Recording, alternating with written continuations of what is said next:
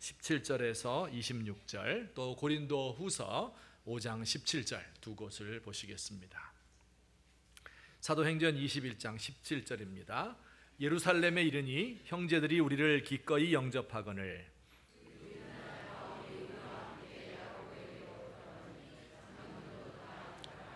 바울이 문안하고 하나님이 자기의 사역으로 말미암아 이방 가운데서 하신 일을 낱낱이 말하니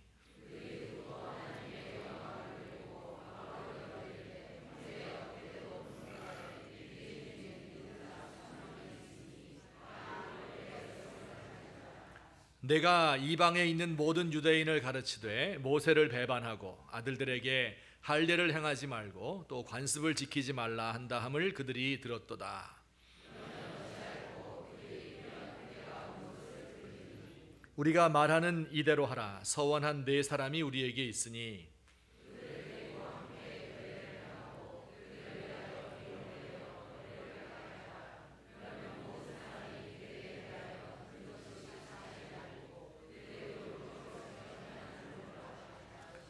주를 믿는 이방인에게는 우리가 우상의 제물과 피와 목매어 죽인 것과 음행을 피할 것을 결의하고 편지하였느니라 하니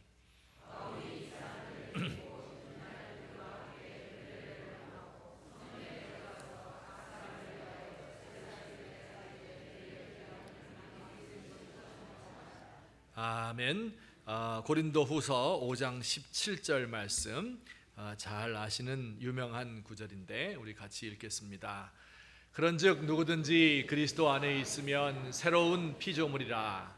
이전 것은 지나갔으니 보라 새 것이 되었도다. 우리 다시 한번 암송하는 의미로 외우시는 분은 눈 감고 다 같이 시작. 그런즉 누구든지 그리스도 안에 있으면 새로운 피조물이라. 이전 것은 지나갔으니 보라 새 것이 되었도다. 아멘. 오늘 그 설교의 제목은 기독교인의 새로운 정체성이라는 제목입니다. 정체성이란 말이 뭘까요? 많이 듣고 또 사용하기도 하는데 사실은 정의하기가 쉽지 않은 단어입니다. 쉽게 말하면 이런 거예요. 어떤 사람에게 너는 누구냐? 당신이 누구입니까? 네 정체가 뭐니? 이렇게 물을 때 답하는 말, 그게 정체성이죠. 혹은 여러분들이 명함에 써서 자기를 소개할 때 하는 거, 그것이 그의 정체성이겠습니다. 저에게 당신은 누굽니까? 이렇게 묻는다면 저는 백석대학교의 목사입니다. 이렇게 대답하겠죠. 이것이 저의 정체성입니다. 저는 이런 회사의 사장입니다. 나는 어느 고등학교 몇 학년 학생입니다. 혹은 어떤 자매님들은 나는 아무개의 엄마입니다. 이렇게 대답하기도 하겠습니다. 이것이 그의 정체성입니다. 여러분이 이 생을 마감하고 눈을 감을 때 나의 삶은 이것이었다. 이렇게 떠오르는 것이 있겠죠. 내가 이 땅에서 남기고 가는 그 무엇, 그것이 곧 나의 정체성입니다. 이 정체성이 어떻게 형성이 될까요? 가정에서부터 형성되겠습니다. 내가 어떤 집안에서 태어났고 우리 집의 가풍은 어떻고 또 가정교육은 이렇게 받았다 하면 그 아이의 정체성이 그렇게 형성될 거예요. 어느 학교에 들어가고 어느 고등학교를 나오고 대학을 나왔느냐에 따라서 그 사람이 달라지게 될 것입니다. 남자들은 군대에서 어느 부대에서 근무했느냐, 혹은 어느 직업을 택하느냐, 어느 회사에 들어가는지, 혹은 누구와 결혼하는지, 이런 인생의 중요한 일들을 만나면서 그의 정체성이 하나씩 하나씩 형성되어 갑니다. 이 정체성을 가지고 산다는 것은 매우 중요하죠. 내가 누구인지를 모르고 살면 안 될 겁니다. 집을 지탱해주는 기둥과도 같이 우리의 삶을 가능하게 해주는 조건이 됩니다.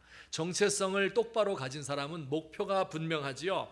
내가 우리 가문을 빛내는 사람이 돼야 되겠다. 내가 이 분야에서 이런 업적을 남겨야 되겠다. 이렇게 마음의 목표를 가지게 됩니다. 정체성이 뚜렷한 사람은 자신이 있고 당당합니다. 죽음에 이르러서도 나는 조선의 국모다. 당당하게 이야기하고 칼을 받을 수가 있겠죠. 정체성이 뚜렷하면 소속감과 안정감을 가질 수 있습니다.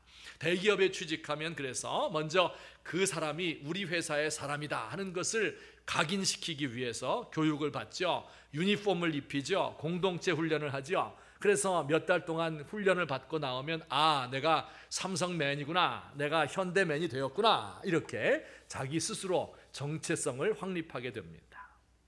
근데 정체성이 뚜렷하지 않은 사람들도 있는데 그의 삶은 혼란스럽고 좋은 많은 열매를 맺지 못할 것 같아요. 진돗개 모자가 서로 대화를 합니다. 엄마, 나 진돗개 맞아? 혹시 똥개 아니야? 아, 너 틀림없이 진돗개지. 이 아름다운 엄마와 멋진 아빠 사이에서 태어난 순종, 진짜 진돗개다. 그래? 혹시 우리 아빠가 진짜 아빠인 거 맞아? 엄마가 화를 냈어요. 얘가 지금 무슨 소리 하는 거야? 내가 그럼 똥개랑 바람이라도 피웠단 말이냐? 이 아이가 얘기했어요. 이상하다. 근데 왜 자꾸 나는 똥이 먹고 싶지? 정체성 혼란을 겪고 있는 개입니다. 보통 이제 청소년기에 정체성이 확립이 되죠. 어렸을 때는 잘 모르는데 청소년기가 되면 정체성 위기의 시기가 도래합니다. 이때 내가 누구인지를 발견하지 못하면 아주 힘들어져요. 어렸을 적에 이민 간 아이들은 정체성이 확립되기 조금 어려워요. 왜냐하면 내가 지금 미국 사람인지 한국 사람인지 그걸 잘 몰라요. 헷갈려요. 집에서는 분명히 한국 사람인데 김치 먹고 한국말하고, 그런데 학교에 가면 미국 사람인 거예요. 입양을 간 아이들은 한 번쯤 고통을 겪겠죠. 지금까지 친아빠 친엄마인 줄 알고 살았는데 아니라는 것을 알게 되면 도대체 그럼 나는 누구일까? 이런 질문이 생기게 됩니다. 이 정체성의 위기가 오는 거예요. 최근에는 어떤 사람들은 성정체성의 위기를 겪는다 이런 표현도 써요. 분명히 남자아이인데 왠지 핑크색이 좋고 왠지 인형 갖고 놀고 싶은 경우 성정체성의 혼란을 겪는다 이런 표현을 씁니다. 자, 이제 정체성이란 단어가 무슨 뜻인지 대충 이렇게 감을 잡으셨겠죠. 그러면 이제는 그리스도인의 정체성이란 게 무슨 뜻일까 하는 것을 또 말씀을 드리겠습니다. 고린도후서 5장 17절에 잘 표현해 주고 있습니다. 다 같이 시작. 이전 것은 지나갔으니 보라 새 것이 되었도다. 예수를 믿게 되면 이런 일이 발생한다는 거예요. 그리스도 안에 있으면 새로운 피조물, 하나님이 새롭게 만든 창조물이다. 이전에 있던 모든 것들은 지나가고 새로운 사람이 되었다. 새로운 신분을 가지게 되었고 새로운 정체성을 얻게 되었다. 그런 뜻입니다. 자, 그러니까 이게 아닌 거예요. 예수를 믿으면 내가 원래 가지고 있었던 대한민국 국민으로서 혹은 우리 가문의 일원으로서 이런 직장의 전문인으로서 내가 가지고 있었던 정체성이 있잖아요. 그냥 그대로 다 가지고 있고 그리고 죽으면 천국만 간다. 그게 아니고 예수를 믿는 순간에 우리는 하나님의 자녀가 되고 하나님 가문의 입양이 되고 하나님을 아버지라 부르고 예수님을 형님이라 부르는 새로운 가문의 입양이 되는 거예요. 하나님께서 왕이신 하나님 나라의 백성이 되는 겁니다. 완전히 다른 정체성을 가지게 되는 것이죠. 그래서 예수 믿어서 그냥 그대로 살다가 죽으면 천당 가는 것이 아니라 이 새롭게 가진 정체성을 가지고 우리의 삶을 살게 되는 것입니다. 이 정체성이 변하면 모든 것이 변하지요. 그죠? 아까 이야기했지만 인생의 목표가 달라지겠죠. 이전에 세상 영광을 쫓던 것에서 하나님의 영광을 생각하는 삶으로 바뀝니다. 가치관이 달라지죠. 이 땅의 것만 바라보고 있다가 천상을 바라보며 삽니다. 하나님 나라 위하여 살고 죽을 수도 있습니다. 예수 믿는 것에서 만족과 보람과 기쁨을 느끼게 되고 하나님과 멀어져 있는 것처럼 느끼게 되면 슬픔과 좌절을 경험하게 됩니다. 여러분, 이것이 새롭게 생긴 정체성이라고 하는 거예요. 그리스도인으로서 새로운 신분이 되었다. 새로운 사람이 되었다. 새로운 정체성을 획득하게 됐다 하는 이야기입니다.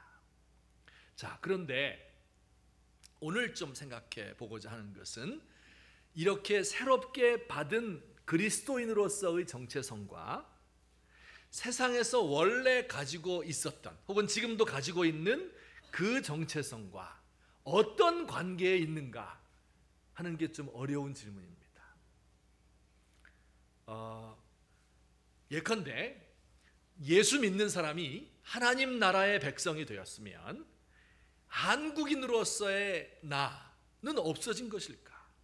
예수를 믿으면 나라도 없고 애국심도 없는 이런 사람이 되는 것일까? 예수를 믿어서 하나님의 가족이 되면 새로운 정체성이 생겼잖아요. 그러면 원래 있는 우리의 가족 관계는 어떻게 되는 것일까? 옛날에 예수 믿는 사람들은 좀 철저히 믿어서 그런지 예수 믿으면 부모님들이 싫어했어요. 왜냐하면 하나님 아버지한테 자식을 뺏기는 것 같아요. 그리고 제사도 드리지 않잖아요. 제사밥도 못 얻어먹어요. 그래서 부모님들이 자식들이 예수 믿는 것을 싫어했습니다. 지금도 아내가 예수를 너무 열심히 믿으면 교회다가 돈 다 갖다 바치고 남편에게는 충성을 하지 않는데 목사에게는 충성하는 것 같아서 남편들이 반대하는 경우가 많습니다. 여기도 좀 있죠? 반대합니다. 정말 그런가?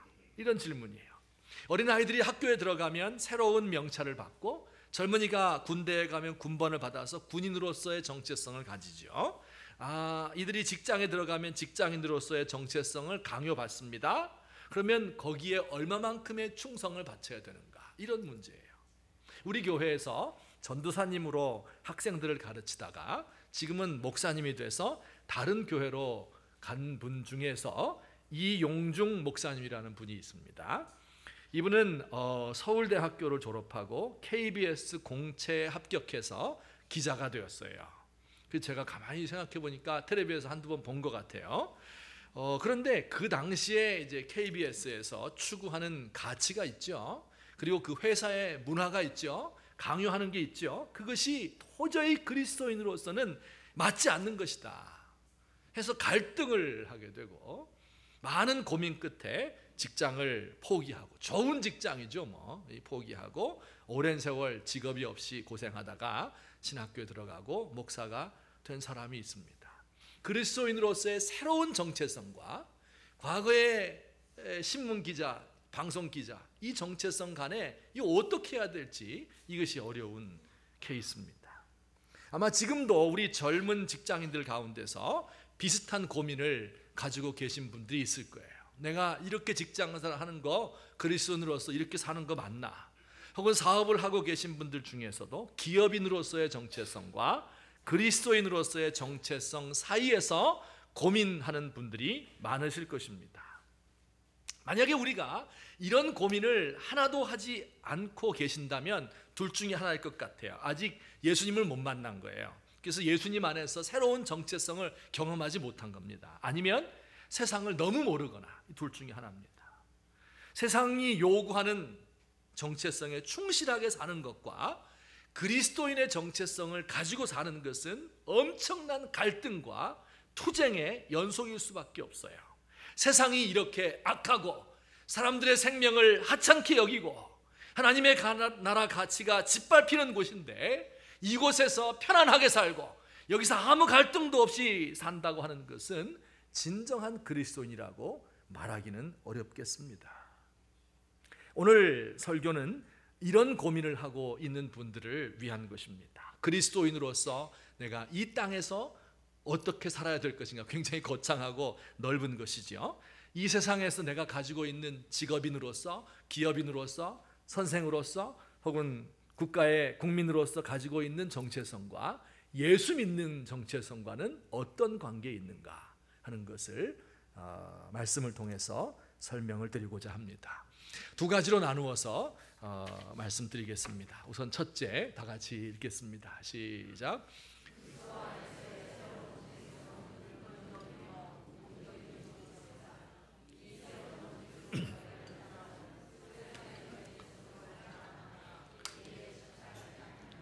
굉장히 긴데요. 따지고 보면 너무 당연한 이야기입니다. 그리스도 안에서 새로운 정체성을 받은 사람은 그 정체성은 너무 근원적이고 궁극적인 정체성이죠. 그죠? 인간 자체를 다 바꿔놓는 거예요. 단지 우리의 가문이나 출신 학교나 직업이 주는 이런 정체성 정도가 아니라 하나님이 정말 우리를 만드시고 우리의 삶을 주관하고 모든 것을 다 가지고 계신 그 전능하신 하나님과의 만남이라는 거예요. 그를 믿어서 그의 자녀가 되고 그의 백성이 되는 겁니다. 그러니 그리스도인 된 사람들은 당연히 옛날에 가지고 있던 좋은 것들이라고 생각했던 것, 그것들을 다 무가치한 것으로 생각하고 거기에 집착하지 않고, 그리고 그것을 자랑하지 않는 것이 당연합니다. 예컨대 가장 대표적인 그리스도인이라고 할 수 있는 사도 바울 선생님의 경우를 보면, 만약에 예수님 믿기 전에 사도 바울 선생님에게 당신이 누굽니까? 자기소개를 해주세요, 이렇게 말하면 이렇게 말할 거예요. 사도 바울은 예, 저는 유대인입니다. 베냐민 혈통에서 난 순수한 이스라엘 사람입니다. 자랑스럽게 대답했을 거예요. 게다가 저희 조상 가운데 로마 제국에 공을 세운 사람이 있어서 저는 태어나면서부터 로마 제국의 시민권을 가지고 태어났습니다. 시민권을 떡 내보이면서 로마 황제의 인장이 빵 찍혀 있는데 입가에 미소를 띄울 거예요. 예, 저는요 철학의 도시 다소에서 출생을 했고 거기서 어렸을 적에 교육을 잘 받았어요. 예루살렘에 유학 와서는 실력을 인정받아서 어린 나이에 그 어렵다는 랍비 학교의 최고 스승인 가말리엘, 아시죠? 가말리엘 밑에서 공부한 그의 제자입니다. 더욱더 자랑스럽게 유대인의 율법에 따라서 613가지나 되는 율법의 조항을 저는 어렸을 적부터 어긴 적이 없습니다. 아주 자신에 대해서 프라우드하게, 자랑스럽게, 당당하게 이야기했습니다. 그런데 예수님을 만난 후에는 뭐라고 이야기했을까요? 네 정체가 뭐냐? 너의 신분이 뭐냐? 너의 자랑이 뭐냐? 이렇게 물으면 이렇게 대답을 했습니다. 갈라디아서 6장 14절, 우리 다 같이 시작.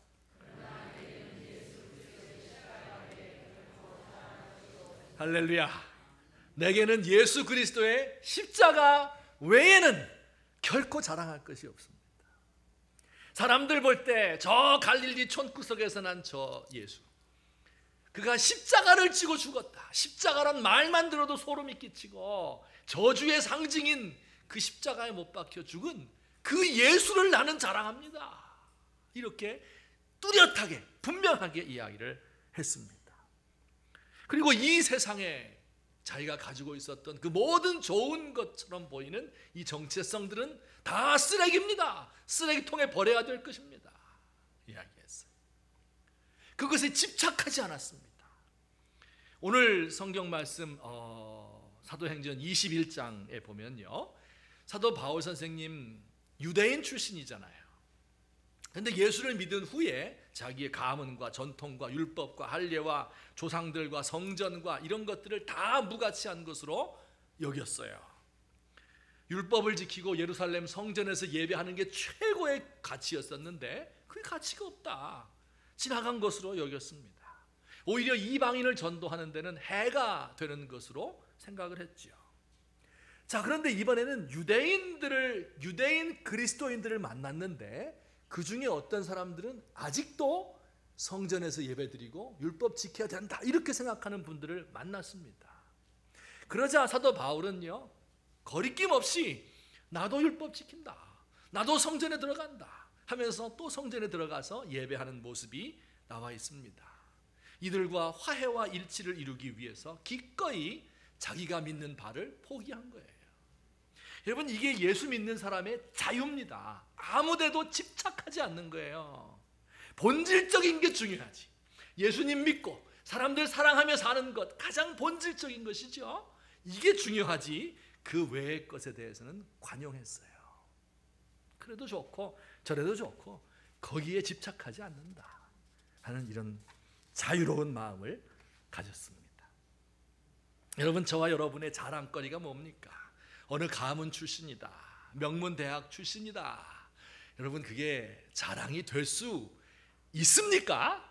도대체 좋은 직장, 전문직 가진 거, 높은 지위 누리고 좋은 사람과 결혼해서 자식 잘 키운 거, 연금 받고 편안한 노후를 즐기는 거, 이것이 자랑거리가 될 수 있다고 믿으십니까? 여러분, 이런 거는요, 궁극적인 가치를 줄 수 없는 가짜 정체성을 우리에게 자꾸 주는 거예요. 여러분, 나이가 들어서, 연세가 들어서 눈을 감을 때가 되시면 내가 지금까지 이런 헛된 것들에 매달려서 이것 때문에 싸우고, 이것 때문에 사람 미워하고, 이것 때문에 내 마음을 괴롭히면서 이렇게 살았단가 하면서 허무함을 느끼게 될 거예요. 하다 안 되니까 어떤 사람은 어느 지역 출신이라는 것으로 자기의 정체성을 삼고 자랑하는 사람도 있어요. 참 불쌍합니다. 교회에 대해서는 어떨까요? 여러분, 우리 교회에 소속되어 있는 거가 우리 백석대학 교회 교인인 것이 자랑스럽습니까? 대답 잘하셔야 돼요. 조금은 자랑스러워도 돼요. 뭐 교회니까, 그죠? 백석대학 교회 자랑스럽습니다. 그런데 거기 집착하면 안 돼요. 이게 전부가 아니에요. 추석 때 친척들 모이면 교회 얘기하잖아요. 믿는 사람들이니까. 그러면 자기 교회 자랑하고, 우리 목사님 최고로 돼서 네 목사님 가짜다, 이런 식으로 얘기하면은 이게 안 되는 거죠. 집착하는 거죠. 교회에서의 직분도 중요한 것일 거예요. 내가 집사가 되면 얼마나 좋습니까? 장로가 되고 목사가 되면 정말 좋아요. 그러나 예수 그리스도의 십자가 앞에서는요, 집사, 장로, 권사, 목사, 무슨 의미가 있어요? 그것이 천국 가면 제 이름이 장목사가 될 것 같습니까? 그냥 예수님은 이름 불러요. 인간으로서의 너를 좋아하는 거지. 내가 남긴 업적 가지고 이 정체성, 이거 그리스도의 십자가 아래서는 세상의 것은 아무것도 아닙니다. 집착하면 안 돼요. 뺏겨도 아깝지 않아야 되는 거예요. 물론 우리가 살아가면서 필요한 것들 가지고 있죠. 가져야 돼요. 그런데 뺏겨도 아깝지 않아야 돼요. 내가 배운 것만 진리인 줄 알고 보수주의다, 진보주의다, 이데올로기에 집착하고 지금까지 살아오면서 터득한 경험적 지식과 철학을 금과 옥조로 하나님 말씀처럼 알고, 그렇지 않죠. 이종용이란 분을 혹시 아십니까? 아까 딴 교회 간 목사님 이용중이고, 이분은 이종용인데 가수입니다. 가수 이종용. 70년대를 살아왔던 분은 이종용 가수를 알 거예요. 그의 히트곡 중에서 제일 유명한 곡이, 알면서 부르는 척하네, 너. 맞아요. 낙엽지던 그 숲속에 파란 바닷가에 떨리는 손 잡아주던 너, 별빛 같은 눈망울로 영원을 약속하며 나를 위해 기도해 주던 너. 거기까지만 하죠.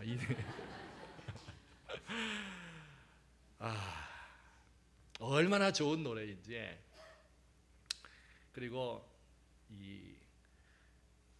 8개월 동안 빌보드 차트가 아니라 하여튼 우리나라의 그 뭐라 그러죠? 최고 인기 가수 8개월 동안 1등이었습니다. 이 노래가 하나 가지고.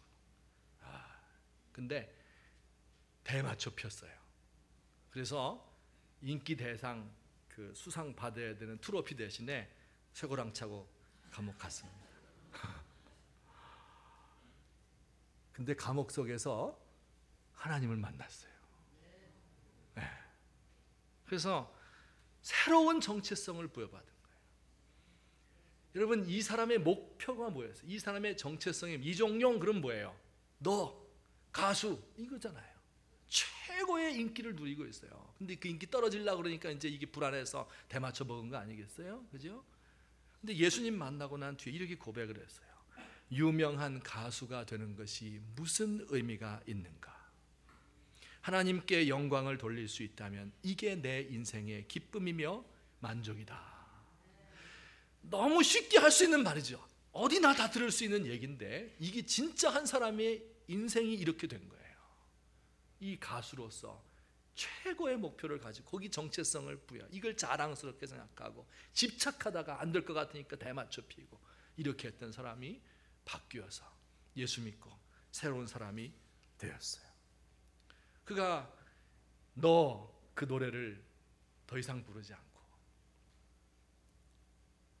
새로운 노래를 불렀습니다. 해 아래 새 것이 없나니 이 죄인 살리신 주 보라 새롭게 되니 피조물 주의 놀라운 권능 찬양하세 우리 주 오 주여 영광 받으소서 새롭게 하소서 새롭게 하소서 새롭게 하소서 늘 새롭게 하소서.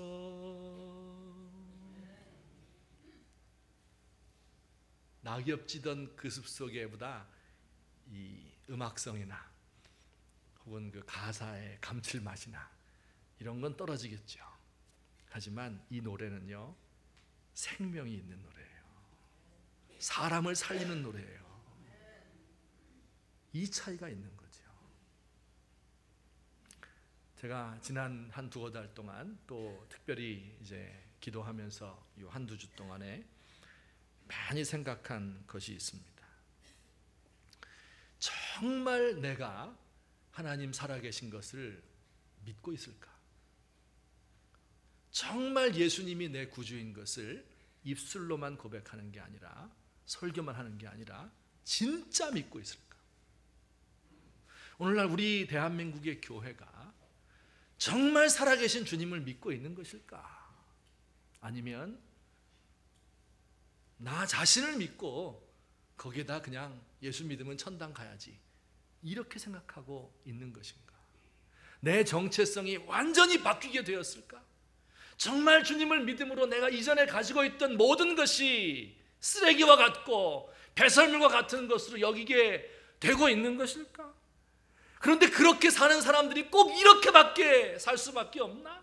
계속 이런 가치관을 가지고 땅에 매달려서 지상의 것만 바라보며 살아가고 있는 우리의 모습이 너무 안타깝고 우리의 교회가 참 우리 주님 앞에서 부끄러운 것을 느꼈습니다.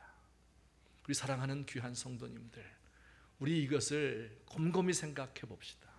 정말 예수를 믿었으면, 정말 하나님이 살아계시면 정말 많은 것이 바뀌어야 돼요. 그게 무엇인지 이걸 우리 생각해 보았으면 좋겠습니다. 정말 하나님이 계시고 그분이 나를 구원하시고 나를 자녀 삼아 주셨다고 하면요, 이 세상에서의 영광과 존귀와 내어놓을 명함이 없어도, 내 주변에 친구가 없어도 그게 두렵지 않아요. 그게 겁나지 않습니다. 우리 하나님 안에서 새로운 정체성을 부여받은 것을 확실하게 믿으시고 그 의미가 무엇인가를 날마다 생각하며 주여 나를 오늘도 새롭게 하여 주옵소서 이렇게 기도하며 나아가시는 저와 여러분 되시기를 예수님의 이름으로 축원합니다. 예, 우리 한 가지만 더 간단하게 생각하고 마치겠습니다. 두 번째 하나 또 있어요. 여기까지 마무리해야 됩니다. 우리 다 같이 시작.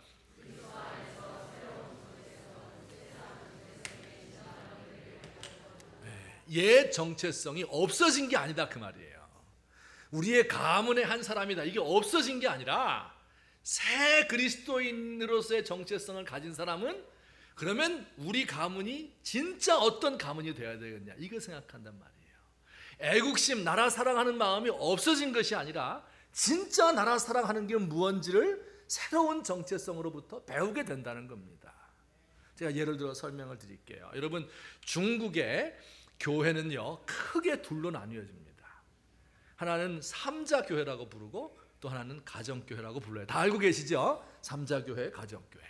근데 왜 삼자교회라고 부르게 되었을까요? 삼자라는 게 무슨 뜻일까요? 이 삼자 원칙에서부터 나왔는데 삼자라는 건 저런 뜻이에요. 세 가지의 자, 스스로. 그 영어로는 three, self라고 합니다. 셀프는 스스로 그런 뜻이잖아요. 세 가지인데 자치자양자전이에요. 이거는 외워두세요. 상식적으로 자치자양자전. 자치라는 것은 외국 선교사가 아니라 중국인들이 교회의 지도자가 되어서 장로가 되고 목사가 된다, 그런 뜻이죠. 자양이라고 하는 것은 기를 양자잖아요. 중국인들 스스로가 외국인들 선교 자금에 의해서가 아니라 중국인들이 헌금해서 교회를 서포트한다. 또 자전이라고 하는 것은 외국의 방식이 아니라 중국인들이 예수 믿고 중국인들이 전도사 목사가 되어서 자력으로 전도한다, 그런 뜻이에요. 자치, 자양, 자전, 이 세 가지를 합쳐서 삼자라고 이야기하고 그 원칙에 세워진 교회가 삼자교회입니다. 아주 좋은 이야기입니다. 그런데 이 삼자교회가 어떻게 해서 생기게 되었을까 하는 것은 지금부터 약 100년 전으로 거슬러 올라가야 돼요. 한 100년 더 된 이야기입니다. 원래 중국의 개신교가 전파된 것은 한 200년 됐거든요. 1800년대 초기입니다.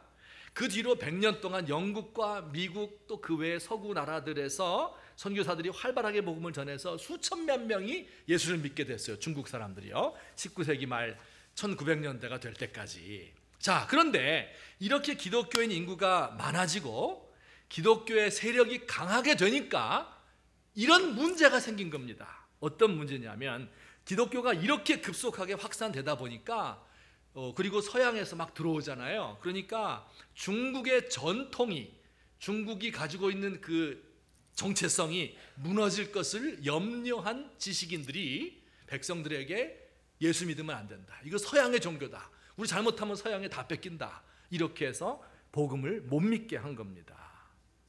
아닌 게 아니라 1840년 그쯤에 영국이 소위 아편 전쟁이라는 것을 일으켜요. 그 뭐냐면 영국이 복음만 전한 게 아니라 무역도 했는데 그 중에 아편을 팔았어요, 중국에. 근데 아편을 피면 어떻게 돼요? 사람들의 정신이 몽롱해지고 나라가 무너질 것 같아요. 그래서 중국의 황제와 관리들이 아편 무역을 금지시켰어요. 그리고 이 아편 가지고 온 걸 다 뺏어가지고 몰수해서 불태워서 바다에 빠뜨렸습니다. 그러니까 영국 사람들이 전쟁을 일으켜 군함을 보내가지고 이 청나라를 무력으로 침공하고 굴복을 시켰습니다. 그러니까 얼마나 이 중국 사람 자존심에 손상이 갔겠어요. 많은 사람들이, 지식인들이 이야기했어요. 그래서 이제 19세기 말에는 의화단 사건이라는 것이 일어나서 청나라를 돕고 서양의 세력을 물리쳐야 된다, 이렇게, 이것이 이제 기본적인 이 중국 사람들의 마음이 되었습니다. 이때 선교사들이 삼자 원칙을 정한 거예요. 예수 믿는 사람은 복음을 전하는 것이지 중국의 정체성을 해치지 않는다. 기독교는 서양의 종교가 아니라 온 인류의 종교이다. 그래서 중국인들이 직접 성경을 가르치고 교회를 세우고 교회를 다스리면 좋겠다. 예수를 믿게 되면 중국인에서 기독교인으로 바뀌는 것이 아니라, 잘 들으세요, 예수를 믿으면, 중국 사람이 예수 믿으면 중국인에서부터 기독교인으로 바뀌는 것이 아니라 더 나은 중국인이 된다, 이렇게 가르친 거예요. 이게 삼자 원칙이라는 겁니다. 이해되시죠? 이 말씀 맞아요. 중국인으로서의 정체성을 포기하는 것이 아니라 더 위대한 중국인이 되는 거예요. 한국 사람이 예수를 믿으면 한국 사람의 길을 멈추는 것이 아니라 인류 역사를 위해서 공헌하는 위대한 한국 사람이 되는 겁니다. 여러분, 옛날 1970년대 빨래비누 대신에 가루비누가 등장을 했어요. 가루비누, 최초에 나온 가루비누 이름이 뭡니까? 하이타이. 맞아요, 하이타이. 젊은 사람들은 몰라요. 지금도 저는 마트에 가면 하이타이 어디 있어요? 이거 찾아요, 하이타이. 광고가 이렇게, 때는 쏙 벗겨주고 하얀 것은 더 하얗게, 색깔은 더욱 선명하게 해준다. 하이타이 생각하면 딱 맞아요. 예수 믿는 게 그렇게 하는 거예요. 우리가 원래 가지고 있던 정체성이 있잖아요. 가문의 일원으로서, 국민의 한 사람으로서, 직업인으로서 가지고 있잖아요. 그 중에 나쁜 거, 죄악, 이건 쏙 빼주고, 그리고 좋은 거, 이것은 드러나게 해서 하얀 것은 더 하얗게, 색깔 빨래는 더 선명하게 만들어주는 거예요. 바울이 예수를 믿은 후에 유대인이기를 멈추었을까요? 아닙니다. 계속 유대인이에요. 그런데 진짜 유대인은 이런 사람이다. 이걸 보여준 거예요. 진정한 유대인이 된 거예요. 만약에 사도 바울이라면 오늘날 유대인들이 팔레스타인을 공격하는 것처럼 그렇게 공격해서 사람을 죽이라고 했을까요? 어떤 여성 정치가가 이렇게 말했대요. 팔레스타인 사람들은 실질적으로 다 테러리스트들이다. 그들을 낳고 기르는 그 부모들은 테러리스트를 공급하는 사람들이다. 그래서 모든 팔레스타인 사람 엄마를 죽여야 한다. 이렇게 얘기했어요. 예수를 믿은 사도 바울이 예수를 믿은 진정한 유대인이 되었다면 이렇게 이야기했을 거예요. 진정한 유대인은요, 늘 하나님 앞에서 산다. 이게 모토예요. 양심적이고 친실한 사람이에요. 율법을 지키려고 노력한 사람이에요. 자기들이 침공을 많이 받았었기 때문에 평화를 사랑하는 사람이에요. 외적에게 억울하게 침공을 당해도 굴욕을 견디면서 하나님을 바라고 의지하는 이사야 선지자가 가졌던 그 위대한 이상을 바라보며 유대인을 넘어서서 온 세계를 통합하려고 하는 이 정신을 가지는 것이 진짜 유대인이에요. 이게 사도 바울이에요. 진짜 유대인 된 거예요. 여러분, 부자 좋아하십니까? 안 좋아하세요? 다 그거 되려고 하잖아요. 솔직히 제가 부자 좋아할 것 같아요? 안 좋아할 것 같아요? 어떻게 하셨어요? 부자 좋아합니다. 예. 왜요? 부자는 너그러울 수 있잖아요. 가난하면 너그러울 수가 없어요. 부자가 되면 다른 사람 대접하고 선한 일 마음껏 하고 돈 막 쓸 수 있잖아요. 부자 좋아요. 지난 7월 12일 날 신림 신월동 시장 근처에서 아우디 한 대가 시장 골목 좁은 데 정차되어 있었대요. 아우디 혹시 아십니까? 아우디 지나가다 보면 동그라미 4개 붙어있는 차예요. 이런 거 보면 이게 독일 차인데요, 한 1억 원 정도 가는 거예요. 그러니까 이 차 보면 가능하면 이렇게 멀리서 돌아가야 됩니다. 7살 난 어린이가 할머니와 함께 마트에 가서 콩나물 또 한 봉지, 바나나 몇 송 이거 사가지고 이제 작은 할머니들 끌고 다니는 손수레 있잖아요. 여기다 끌고 가다가 그 좁은 길을 가다가 그만 차 옆을 쭉 긁고 말았습니다. 1억 원짜리 차를 쭉 긁은 거예요. 큰일 났죠. 그 막 당황하고 막 애는 울고 막 이러고 있는데 옆에 있던 한 젊은이가 차 주인에게 전화를 걸어서 자초지종을 얘기했습니다. 한 10분 지나니까 주인이 나타났습니다. 40대 부부예요. 오자마자 뭐라고 얘기했을 것 같아요. 아니 할머니, 이 차값이 얼만데 물어내요. 할머니 가만히 집에 계시지 못하러 밖에 나오셨어요. 이렇게 말한 것이 아니고 이들은 오자마자 할머니에게 고개를 숙이고 사과를 했습니다. 주차장에 차를 주차해야 되는데 도로에 주차를 해서 통행에 방해가 되어서 미안합니다. 그리고 돈 걱정을 하지 마세요.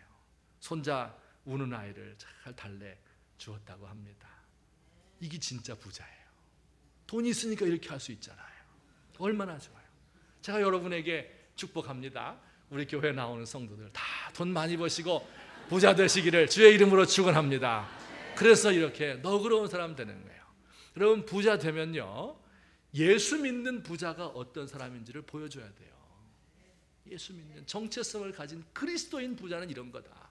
세상에서 하는 그 부자들, 사람 무시하고 따만한 거 이렇게 해가지고 괴롭히고 막 하면 고소하고 막 이런 부자들 아니고 더 들려고 막 더 명예까지 이런 부자들 말고 나누어주고 너그럽고 선한 일에 힘쓰는 이런 그리스도인 부자가 되면 좋겠다.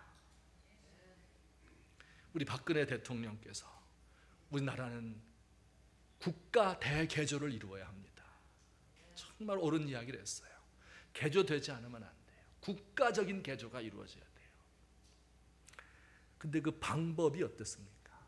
정부 조직을 바꾸고 법률을 더 무섭게 만들고 이렇게 하면 국가 개조가 되겠습니까? 될 것 같아요? 그 방법으로는 안 됩니다. 사람이 바뀌지 않으면, 민족성이 바뀌지 않으면 국가 개조가 되는 게 아니에요. 사람은 뭘로 바꿉니까? 교육을 시키면 바뀌겠죠? 정말 바뀔까요? 교육 잘 받은 사람이 더 세상을 어지럽게 합니까? 교육 못 받은 사람이 어지럽게 합니까? 아니, 둘 다 어지럽게 해요. 근데 교육 많이 받은 사람은 영향력이 클 뿐이죠. 교육 갖고 되는 게 아니에요. 뭘로 돼요? 그리스도 안에서 새로운 정체성을 확립하는 거예요.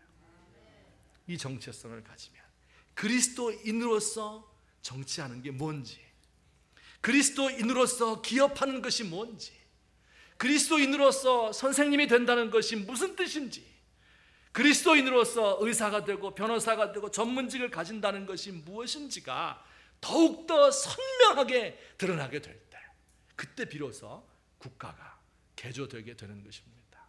오늘 저와 여러분이 예수님 믿는 정체성을 확고하게 가지고, 그리고 세상을 변화시킬 수 있는 저와 여러분 되시기를 예수님의 이름으로 축원합니다. 같이 기도드리겠습니다. 오늘 들은 말씀을 생각하면서 하나님께 기도하십시다. 하나님, 제가 정말 세상에 있는 이 모든 가치들을 아무것도 아닌 것으로 여길 수 있는 이 믿음을 주십시오. 기도하십시다. 또한 내가 있는 그 자리에서 내가 지금까지 가문의 일원으로서, 직업인의 하나로서, 국민의 한 사람으로서 어떻게 그리스도인으로서 행해야 될 것인지 생각하며 함께 기도드리시겠습니다. 사랑의 하나님 아버지, 은혜를 감사합니다. 연약하고 부족한 저희들 주께서 사랑하시고 인도해 주심을 감사합니다. 아버지 하나님이여, 참으로 우리 주님께서 우리를 도우셔서 이처럼 주 안에서 살게 하시고, 하나님 주의 뜻대로 살게 하시고, 아버지 하나님이여, 주님께서 원하시는 일을 감당할 수 있도록 하셔서 감사합니다. 하나님 아버지, 참으로 우리 주님 살아계신 것을 내가 믿을진데 그 안에서 무엇을 생각하며 아버지 어떻게 변화된 삶을 살아야 될 것인지 제가 알 수 있도록 하나님 도와주시옵소서. 아버지 하나님 도와주옵소서. 불쌍히 여기시고 긍휼을 베푸시고, 아버지 하나님이여, 제가 참 예수 믿는 사람으로서 주님 앞에 온전히 합당하게 설 수 있도록 주여 인도하시고 역사해 주옵소서. 아버지, 나라와 민족을 불쌍히 여기시고 하나님 긍휼을 베푸시며 주의 성령님 함께해 주시옵소서. 주여 도와주시옵소서. 아버지 인도해 주시옵소서. 아버지 하나님, 우리 교회를 주께서 붙들어 주시고, 아버지 우리 예수 믿는 사람들이 어떻게 이 세상을 살아야 되는 것인지 깨달아 알 수 있도록 하나님 역사하시고 인도해 주옵소서. 감사합니다. 우리 조국의 기독교를 불쌍히 여기 철저하게 세속화되고 물질 중에 주여 용서해 주옵소서. 사랑의 하나님 아버지, 예수님 믿으면 새로운 피조물, 새로운 신분을 부여받고 새로운 정체성을 가지게 된다고 말씀하셨습니다. 이전 것은 다 지나간 것들인데 여기에 집착하고 아버지 이것 때문에 목숨을 걸고 자유롭지 못하게 이것을 자랑하는, 이것을 빼앗겼을 때 억울해하는 우리가 되지 않도록 하나님 도와주옵소서.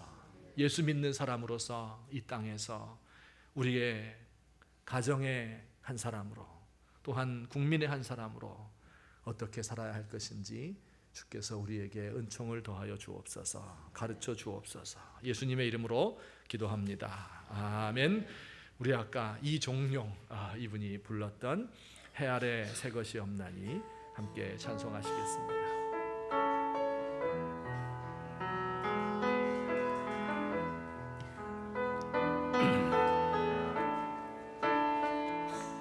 해 아래 새 것이 없나니 이 죄인 살리신 주 보라 새롭게 된 이 피조물 주의 놀라운 권능 찬양하세 우리 주. 오 주여 영광 받으소서. 새롭게 하소서. 새롭게 하소서. 새롭게 하소서. 늘 새롭게 하소서. 다 함께 일어나셔서 부르십니다. 배 아래 새 것이 없나니 이 죄인 살리신 주 보라색 되니 피조물 주의 놀라운 권능 찬양하세 우리 주. 오 주여 영광 받으소서 새롭게 하소서 새롭게 하소서 새롭게 하소서 늘 새롭게 하소서 새롭게 하소서 새롭게 하소서 새롭게 하소서 늘 새롭게 하소서.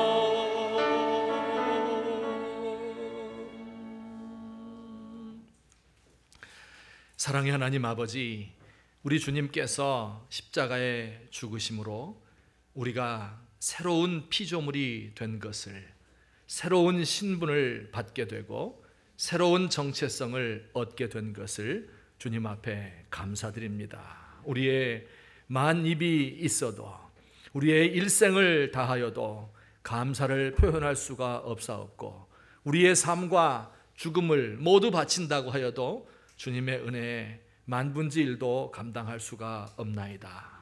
하나님 아버지, 오늘도 우리의 예배와 우리의 물질과 우리의 마음을 받으시고 우리 하나님께서 사랑하는 성도들의 심령 속에 우리 주님을 믿는 것이 가장 큰 기쁨이고 만족임을 날마다 깨달아 알 수 있도록 하나님 도와주시옵소서. 아버지여, 주께서 우리 사랑하는 성도들의 삶을 주관하시되 우리의 가정들이 주 안에서 평안하게 하시고 우리의 손으로 하는 모든 일에 열매가 있도록 하옵시며, 우리 연로하신 부모님들 주 안에서 더욱더 강건할 수 있도록 하시고, 이 세상에 많은 짐을 짊어지고 가고 있는 우리 가장들과 또한 주부들의 그 모든 짐을 주께서 맡아 담당하여 주시고 주님과 함께 멍에를 메고 가는 것이 기쁨이 넘치는 것임을 알게 하여 주옵소서. 우리의 자녀들에게 주께서 은총을 더하시고 특별히 이제 성경 캠프와 수련회를 통하여서 그들의 일생에 우리 주님을 만나고 변화된 삶을 살기를 원하오니 주여 임재하시고 도와주시옵소서. 시험을 앞두고 있는 우리의 자녀들이 있습니까? 외국에 나가서 유학 중에 있고 군문에 있는 아들들 한 사람 한 사람 주께서 기억하여 주시옵소서. 우리 가운데 질병과 또한 연약함과 실패와 낙심으로 인하여서 그 마음에 괴로움을 당하고 있는 모든 성도들을 주께서 기억하시고 우리가 주님의 자녀가 된 것을 깨달음으로 그 마음에 기쁨과 용기가 생기고 이 죄악되고 우리를 누르는 세상을 능히 승리할 수 있도록 주여 이 한 주간도 우리에게 은총을 더하여 주옵소서. 이제는 우리 주 예수 그리스도의 은혜와 하나님 아버지의 사랑과 성령님의 교통하심이 오늘 주님 앞에 나와 말씀을 듣고 또 그 뜻대로 살기로 마음속에 다짐하고 나를 새롭게 하옵소서 하나님 앞에 간구하는 주님의 사랑하는 백성들, 또한 우리의 자녀들,